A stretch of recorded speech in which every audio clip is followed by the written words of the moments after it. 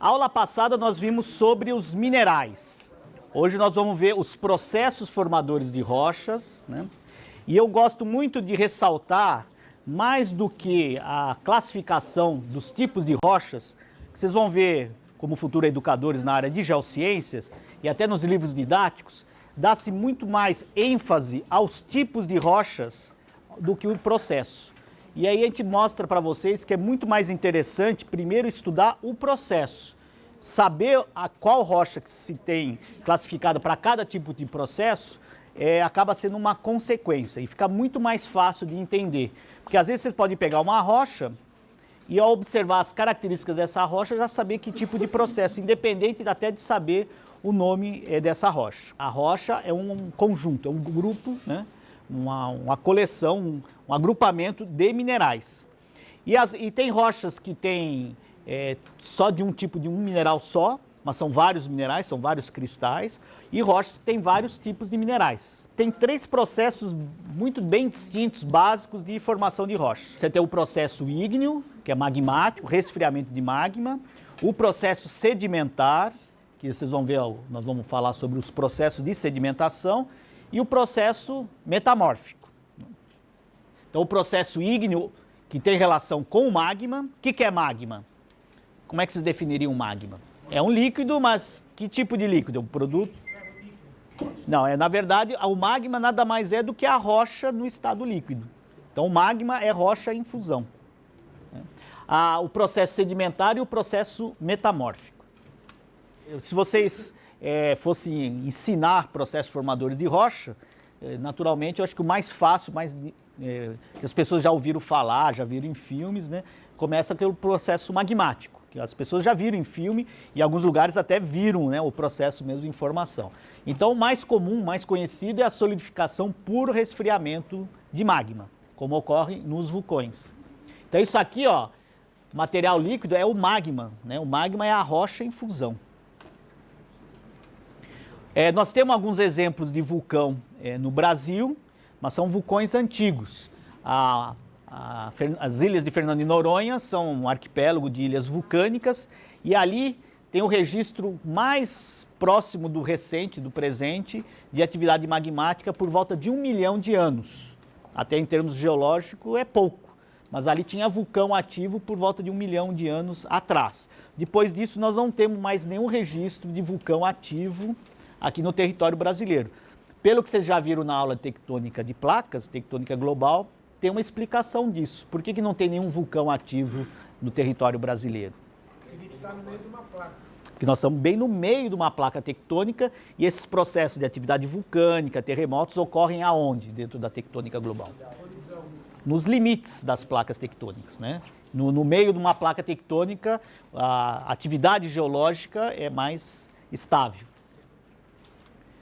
O processo sedimentar, a típica característica de uma rocha originada pelo processo sedimentar são esses planos, né? Esses planos geralmente planos horizontais, mas nem sempre, nós vamos ver que tem planos também inclinados de forma natural.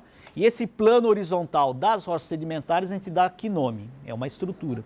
A camada, o acamamento ou estratificação. Nós falamos um pouco de estratigrafia, que é um termo que nós vamos usar muito. Ele geralmente está relacionado a rochas sedimentares, mas ele mostra pacotes de rochas sucessivos que se depositaram, né, ao longo da história. E quando a gente tem uma rocha toda dobrada, deformada como essa, é a típica característica de uma rocha metamórfica. Que nome vocês relacionam com metamorfismo, metamórfico? Lembra do quê? A transformação, mas isso até em ciência, nós tivemos aula, tivemos um processo desse na natureza. Qual que é? A metamorfose, que é a transformação da larva, né, e numa borboleta, que é uma transformação. Então esse termo tem a ver com a mudança, com a transformação. Então as rochas metamórficas, elas são produtos da transformação de rochas pré-existentes. Então tem uma relação interessante. Para ter rocha ígnea ou rocha magmática, tem que ter o quê? O que tem que ter antes da rocha? Outra rocha. Mas essa outra rocha ela tem que passar por qual processo? Magmático. O magmático, que é ela entrar em fusão. Então, para você ter uma rocha ígnea, qual é o material imediatamente antes da formação dela que você tem que ter? O magma, tem que ter um magma. Então, as rochas magmáticas são produtos do resfriamento do magma. Para ter uma rocha sedimentar, tem que ter o quê? Sedimento, que são os grãos, os clastos. E para ter uma rocha metamórfica, tem que ter o quê antes?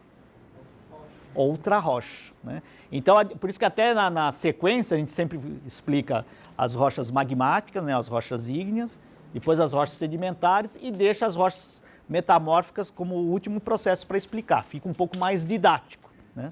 Então, quer dizer, a rocha metamórfica tem que ter uma rocha anterior que vai dar, por processo de aumento de pressão e temperatura, ela se transforma. Uma rocha original, ela pode ser tanto ígnea quanto sedimentar, ou até uma outra rocha metamórfica, para se transformar em metamórfica. Mas tem que ter uma rocha, né? Essa é a diferença. Então, o processo ígneo. Típico vulcão, você tem uma câmara magmática em profundidade, o magma, né, que é a rocha em fusão, ela encontra passagens, que seriam fraturas, qualquer descontinuidade na crosta, e ela vai atingir a superfície. Vai formar derrames de lava, que é o magma mais viscoso, mas junto com o magma sempre vem muito material gasoso e líquido, e acaba sendo uma atividade, às vezes, altamente explosiva, porque o gás leva essa explosão e leva grande quantidade de material para a superfície. Vocês vão ver isso na aula específica sobre rochas vulcânicas. Inclusive, hoje, as cinzas vulcânicas, né, estão na mídia, porque o que aconteceu recentemente em umas atividades vulcânicas intensas lá na região da Europa. Essa cinza vulcânica, que é uma poeira que o vulcão joga para a atmosfera, ela tem cristais de sílica, que é a mesma composição do mineral quartzo, só que ele não está no arranjo cristalino perfeito, é como se fosse um vidro vulcânico. E isso, entrando na turbina do avião em função da alta temperatura, ela pode vitrificar e paralisar, né, travar a turbina. Então, por isso que eles paralisam os voos quando tem grande atividade vulcânica e grande material de cinza vulcânica na atmosfera. Nós tivemos registros no território brasileiro de grandes atividades vulcânicas. Uma delas, essa aqui é a paisagem na Bacia do Paraná. Lembra um pouco aquele vale do Itaimbezinho, no Rio Grande do Sul, que tem uns canyons. E aqui, de qualquer forma, dá para a gente ver a formação em pacotes. Isso aqui não chegam a ser a camadas de rochas sedimentares, mas isso aqui são sucessivos derrames de lava, material magmático, que cobriu grande parte do continente, não só sul-americano, mas quando a América do Sul estava junto com a África, e teve um extenso derrame de basalto 130 milhões de anos atrás, quando a América do Sul começou a se separar da África. Quer dizer, quando começou essa separação desses dois continentes e formação do Oceano Atlântico, esse relaxamento da crosta, que a gente fala que é uma distensão, ela promove a abertura de fraturas, e essas fraturas permitiram a subida de grande quantidade de magma que foi extravasando lentamente. Então, uma escala continental, centenas e centenas de quilômetros, tudo coberto por lava, por magma, que depois solidificou e formou uma rocha que é muito característica de atividade vulcânica, que vocês vão ver hoje na aula prática, que é o basalto. E esse basalto, apesar de ser uma rocha preta, muito dura, ela é muito suscetível, né, muito frágil à ação do intemperismo. Nós comentamos com vocês a alteração da rocha, né, quase que podemos dizer que é um apodrecimento, né, mas o termo não é correto, mas a rocha ela se intemperiza por ação da água, ação de micro-organismo, e ela se transforma, qual é o produto do intemperismo? A rocha se altera e se transforma em solo. Então essas regiões de basalto, onde teve um grande derrame de basalto, elas são geralmente áreas de terreno, de solo muito fértil. Vocês podem ver onde tem solo de alteração de basalto, tem intensa atividade de agricultura. Nós vamos mostrar um mapinha, vocês vão reconhecer essas regiões onde são regiões de intensa atividade agrícola. E aqui é interessante que vocês percebem que no topo que seria de cada derrame, acaba tendo mais vegetação. Isso porque no topo do derrame, o magma tem muito gás, acaba ficando como se fosse uma espuma no topo do derrame. E esse material com mais vazios é o que a gente chama da pedra pome, que ele é bem poroso e é mais frágil, ele altera mais fácil para a formação de solo. Então, no topo do derrame tem essa tendência de formar mais solo. Por isso que vocês vão ver, dá até para contar quantos derrames ocorreram. E essa rocha, o basalto, teve a característica também de formar umas bolhas em função do gás, e dentro dessa bolha, cheia de água com sílica dissolvida, começa um processo de crescimento de cristais de fora para dentro, que vai formar o que vocês já viram que tem um monte de cristais? Os geodos, né? Então, essa é a explicação da formação dos geodos, aquele do quartzo roxo, que é a ametista, ou até o quartzo branco, várias formações, e também daquela, como é que chama aquele material de sílica zonado, não tem um cristal tão desenvolvido quanto os geodos de quartzo, mas tem cores diferentes, vermelho, preto. A ágata. Então tem que já associar a ágata de basalto, que são aquelas estruturas bem concêntricas que o pessoal tem o costume de cortar em placas, né? Fazer aquelas coisas que ficam batendo no vento, fazendo barulhinho lá. A questão esse derrame de basalto aqui no sudeste, até Argentina, Paraguai, ele é extenso. E o rio Paraguai, o rio Paraná, ele corta esses derrames e forma belíssimas cachoeiras, como as cataratas de Iguaçu. Então as cataratas do Iguaçu nada mais estão erodindo e formando uma erosão remontante, né, que estão vendo essa garganta, ela tende a ir para montante. Isso tudo são basaltos de derrame, né, que a gente dá o nome para esse pacote, a gente dá o nome de Formação Serra Geral. São extensos derrames de basalto aqui no nosso continente.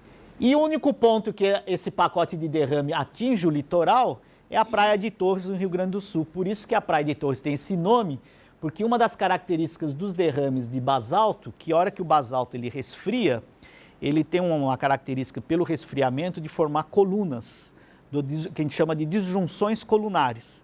Por isso que forma esse aspecto de torres, né? E deu o nome à Praia de Torres. É o único ponto em que esse derrame, né, o pacote de basalto, por erosão, ele aflora e atinge até a costa. Mostrando o mapinha aqui, ó. Aqui em azul é a área em que a gente aflora esse pacote de rocha basáltica, e aqui numa ponta, só nessa pontinha ali no Rio Grande do Sul, esse pacote atinge a região litorânea, onde tem a Praia de Torres. Você vê, o resto ele está todo no interior. E nós podemos ver aqui que o interior do Paraná, certa parte aqui do estado de São Paulo, são as áreas onde tem intensa atividade agrícola, principalmente hoje plantação de cana, porque acabam sendo áreas bem planas e com um solo extremamente fértil. E por que o solo é muito fértil? Quem poderia explicar? Então, ela vai ter uma terra, que a gente fala terra roxa, mas é um latossolo vermelho, né? O roxa vem do rossa, né? do italiano, né? Mas a gente usa esse termo. Então, essa cor vermelha é porque o basalto ele é preto porque ele tem muitos minerais de ferro. Então, o ferro que está no mineral, ele oxida e dá essa cor vermelha do solo de alteração. Mas o fato do basalto ser uma rocha que ela se intemperiza fácil, ela está continuamente sendo intemperizada, então continuamente ela está disponibilizando elementos químicos para o solo, como se fosse uma fertilização natural. O fato dela já ter alguns minerais, uns elementos químicos propícios para desenvolvimento da vegetação, mas o fato do basalto ser uma rocha que se intemperiza muito fácil. Ao contrário de algumas outras rochas que são mais resistentes ao intemperismo. Então, por exemplo, o granito, que vocês não conheceram ainda, mas vocês vão ver, é uma rocha cuja mineralogia é quartzo, a mica e o feldspato. E são minerais relativamente resistentes ao intemperismo. Então, ela é uma rocha que, se ela ficar exposta, ela resiste mais ao intemperismo. Por isso que ela é muito utilizada como rocha ornamental. Ao contrário do basalto. O basalto não é uma rocha boa, porque a hora que ela fica exposta, ela se altera, né, se intemperiza. As cuestas, né, uma feição do relevo, porque justamente aqui, ó, aqui está São Paulo, a Castelo Branco é uma estrada que vai para o oeste. Ela vai cortando essas camadas, esses pacotes. Esses pacotes de rocha, eles estão aqui mergulhando para o interior. E a partir do momento que não só a Castelo Branco ela acompanha o rio Tietê, né, mas o rio Tietê formou esse entalhe, né, nessas sucessivas camadas, nesses sucessivos pacotes, e como eles são inclinados, e pega a cuesta, pega um pacote de arenito, que é coberto por esses basalto. Então, esse basalto dá uma certa resistência, então tem a serra elevada, que é o relevo de cuesta. Ela tem relação com essa estrutura original desses pacotes de rocha. Dentro do processo magmático, de resfriamento de magma, nós vamos ver dois tipos principais. Você tem o magma que resfria na superfície, que vai ser um resfriamento rápido, e tem o magma que resfria em profundidade, né? E como é que vai ser o produto final da rocha? Como é que vocês imaginam que a rocha de solidificação de magma na superfície vai ser igual àquela solidificada em profundidade? Não. Como é que vocês acham que vai ser os cristais, o tamanho dos minerais na rocha que forma em superfície? Vai ser grande ou pequeno? Ou o contrário? O magma que resfria em profundidade, como é que ele vai ser? E em profundidade o resfriamento vai ser mais rápido ou vai ser lento? É lento. Se o processo de resfriamento é lento, como é que vocês acham que os elementos químicos vão se arranjar? Vai ter tempo para ele se formar? A tendência é formar minerais bem formados ou não, em profundidade? Então, o resfriamento de magma em profundidade tende a formar minerais mais bem formados, maiores, enquanto em superfície é um resfriamento muito rápido, né? Então, vamos ver a diferença entre esses dois. Então, o processo ígneo vulcânico, que ocorre na superfície, tende a formar rochas assim, que você não vê os minerais, né? Vocês vão ver, dá para ver algum mineral aqui? Só vê o aspecto da rocha, não tem nenhuma orientação, os minerais são praticamente invisíveis a olho nu, né? Esse caso aqui é o basalto, que vocês vão trabalhar na aula prática, que é o típico produto de resfriamento de magma em superfície, né? Dos vulcões, dos derrames. Isso aqui é um riolito, que é uma rocha vulcânica também, formada na próxima superfície. Vocês estão vendo que já tem uma cor diferente, né? O basalto tende a ter aquela cor mais preta. Essa aqui tem uma cor mais clara, né? Tende a ter um avermelhado, algumas cores brancas, que vem do deus das profundezas, do interior, que é Plutão. Então, as rochas plutônicas. E no caso aqui, nós temos o maior exemplo de rocha plutônica, são os granitos. Olha o tamanho aqui dos minerais, aqui pela escala de 3 a 4 centímetros. Os minerais aqui, uns vermelhos, quase 1,5 centímetro, alguns minerais brancos, né? Então isso mostra que esse magma, ele foi cristalizado muito lentamente, ao ponto que deu tempo de formar esses minerais. A cristalização desse magma é coisa de 15, 20 quilômetros de profundidade. E geralmente formam corpos muito extensos, muito grandes, corpos de granito, como esse aqui nós vamos visitar, na região de Itu, onde tem um campo desses blocos enormes que a gente chama campo de matacões. Esses blocos grandes, arredondados, a gente chama de matacões. Aí faço uma pergunta, ou não surge essa pergunta para vocês. Se essa rocha se formou a 15, 20 quilômetros em profundidade, por resfriamento de magma, como é que elas estão na superfície? Como é que... Não. E a erosão do quê? Das rochas até, né? As rochas, ou seja, ela formou em profundidade, mas para ela chegar em superfície teve que ter erosão. Geralmente um fenômeno desse, em que pacotes de rocha que estão em profundidade chegam à superfície, é por um movimento que a gente chama de epirogênese, né? Vocês vão ver mais em detalhe esse tipo de movimento, mas eu tenho assim uma forma muito boa para vocês entenderem isso. Vocês imaginarem uma jangada cheia de tijolo. Aí a jangada cheia de tijolo, ela afunda. Aí você vai tirando os tijolos de cima, o que vai acontecendo? A jangada vai subindo e aqueles tijolos, e vai tirando o tijolo. Aqueles tijolos que estavam mais no fundo da jangada afloram. Então esse é o processo que representa muito bem o que seria o fenômeno de epirogênese com a erosão. Vai tirando as rochas de cima e por epirogênese o material todo vai subindo. Então o material que estava em grandes profundidades de 20, às vezes até 30 quilômetros de profundidade na crosta, chegam à superfície. Aqui tem uma figurinha que vai mostrar bem isso, ó. Então você teria um magma, aqui a rocha em fusão, em profundidade, aí o resfriamento lento forma os minerais, e aí todo aquele pacote de rocha que estava em cima por erosão é tirado, e aí aflora o granito que estava em profundidade. Então por processo de erosão e remoção das rochas que estão em cima. Outro tipo de exemplo de rocha plutônica é o gabbro. Essa rocha aqui é a mesma composição mineralógica e química do basalto. Só que vocês lembram lá na figura, o basalto você não vê nenhum dos minerais, né? A cristalização foi muito rápida. E no gabbro teve tempo, porque é um material plutônico, é um magma em profundidade, deu tempo dos minerais irem se formando, né? Então aqui outro detalhe do nosso granito. A característica do granito, vocês viram na aula passada, os minerais. Então aqui o granito ele tem três típicos minerais. Um que tem essa cor vermelha, Aqui não dá para ver na fotografia, mas vocês vão ver nas amostras. Então esse é um mineral que tem clivagem. Aqui um mineral com aspecto vítreo, ele não tem clivagem. Qual é o mineral que tem um aspecto vítreo, até uma dureza 7, um aspecto incolor? É o quartzo. E tem um mineral preto que solta em plaquinhas bem finas, que tem uma clivagem perfeita, geralmente a cor preta, que são as micas. Então a típica mineralogia do granito é a presença de feldspato, mica e quartzo. Então o granito é a característica de uma rocha ígnea, resfriamento de magma, em profundidade, uma rocha plutônica. Apresenta às vezes um ou dois tipos de feldspatos diferentes, que se diferenciam pela cor, mas a presença do hábito prismático e a presença de clivagem. As micas que tem aquela clivagem perfeita, que solta em plaquinhas, e o quartzo, que tem esse aspecto incolor e não tem clivagem.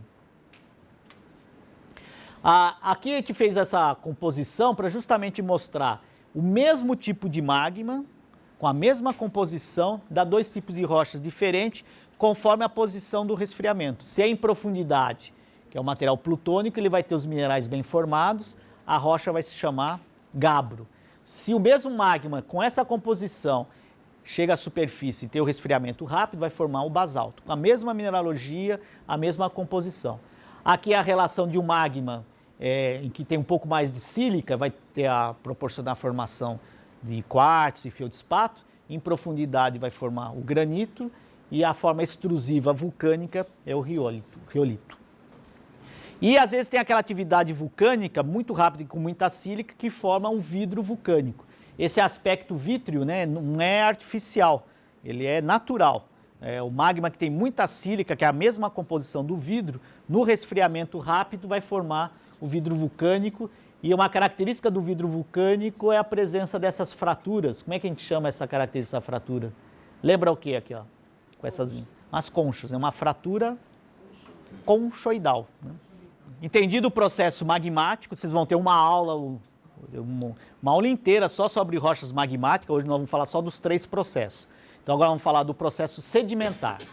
O processo sedimentar, ele também tem 2 típicos básicos. Quem que me daria alguns exemplos de rocha sedimentar aqui? Do que vocês viram lá no museu? O arenito. Tá? Qual outra rocha sedimentária que vocês dariam como exemplo? O varvito, que é uma alternância, né, de folhelho e arenito. Calcita é um mineral. Eu vou dar um exemplo assim até de o calcário. O calcário é uma rocha sedimentar. Agora, o calcário tem um processo de formação bem diferente do processo de formação do arenito. Vamos começar pelo arenito, que é mais fácil de entender. O arenito é composto do quê?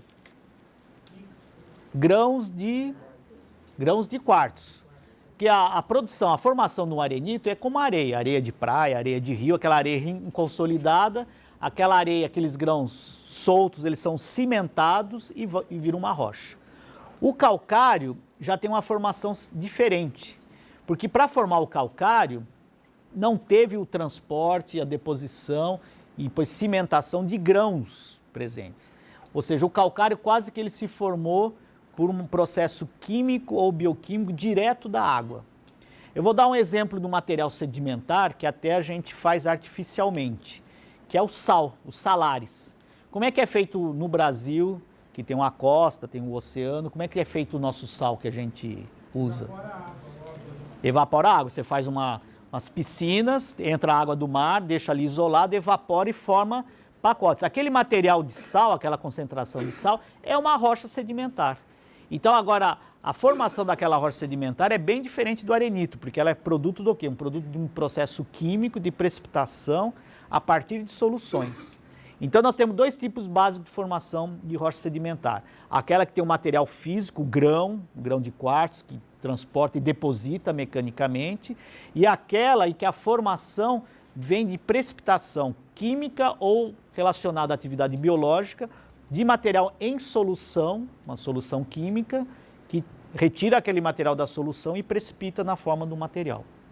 Então são esses 2 tipos básicos. Então aquele clássico que a gente conhece é o processo de você ter uma rocha pré-existente, que é a rocha-fonte, ela sofre intemperismo, forma solo, ela é erodida, aí o clasto fisicamente, mecanicamente é transportado, até um local de deposição e ali ele é depositado.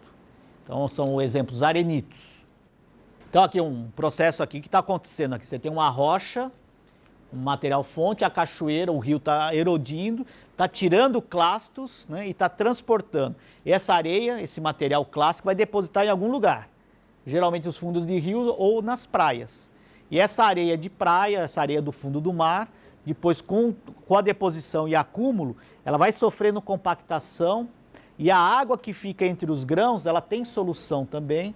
Essa solução precipita na forma de cimento, como se fosse uma cola, e ela vira uma rocha. No caso do transporte, pode ser tanto o transporte da água de chuva, erosão e rio, como o transporte por vento, que é muito comum no material sedimentar. E o produto principal desse tipo de processo sedimentar são os arenitos. Sedimento e solo, nós começamos no começo da aula a fazer essa discussão. Sedimento e solo é a mesma coisa? Bom, está escrito aí que não, né? Porque é diferente. Qual a diferença entre solo e sedimento? Que é uma confusão muito comum. Do que nós já falamos. O solo é produto do quê? Intemperismo, alteração de rocha. Se a rocha ela se altera, forma aquele pacote sobre a rocha da rocha alterada, teve algum transporte, algum movimento daquele material da alteração da rocha na formação do solo? Ou seja, eu pergunto para vocês, o solo tem transporte para a formação de solo? Um transporte mecânico? Não, é uma alteração, até tem uma palavra que a gente vai usar muito em geociência, uma palavra bonita, como é que a gente fala um processo que ocorre no mesmo local, sem transporte, sem movimentação? Ele ocorreu... Não, a erosão implica a remoção, na retirada. A gente fala que isso é um processo de alteração in situ, né, no próprio local, não teve transporte. Se tem erosão, você tem partícula em movimento, isso aí já não é mais solo. O sedimento implica em você ter erosão, transporte e deposição. Por isso que sedimento não é a mesma coisa que solo. O solo é o produto de alteração da rocha e o sedimento é quando teve erosão, transporte e deposição. Então, solo é diferente de rocha ou sedimento. O sedimento tem transporte. No solo não há transporte físico, não há uma movimentação física que faça ele virar sedimento. Agora tem as partículas do pacote sedimentar que são formadas, então, aquele exemplo, que nem o sal.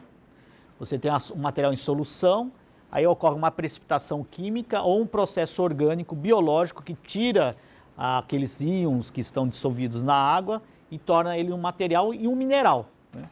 Aqui um exemplo, as conchas, né? A concha está numa água que não tem partículas, não tem nada, só tem solução. Aí o organismo retira aquela, geralmente é o carbonato de cálcio dissolvido, e faz o esqueleto. E depois isso aí é transportado e vira um sedimento. Então as conchas são partículas, são sedimentos.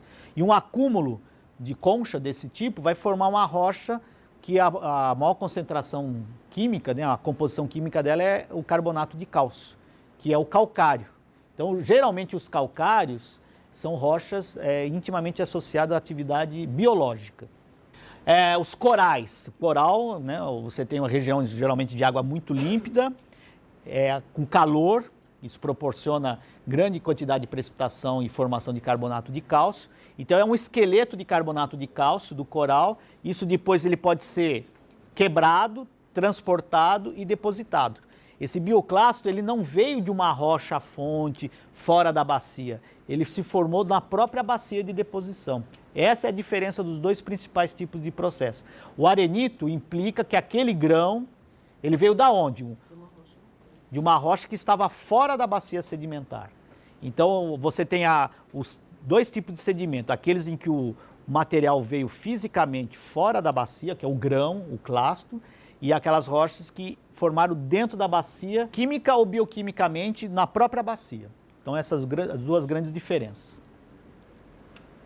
Então formam os corais, né? Bahamas, aquelas ilhas, chegam a formar ilhas, todas de carbonato de cálcio, originado, precipitado a partir da própria bacia sedimentar.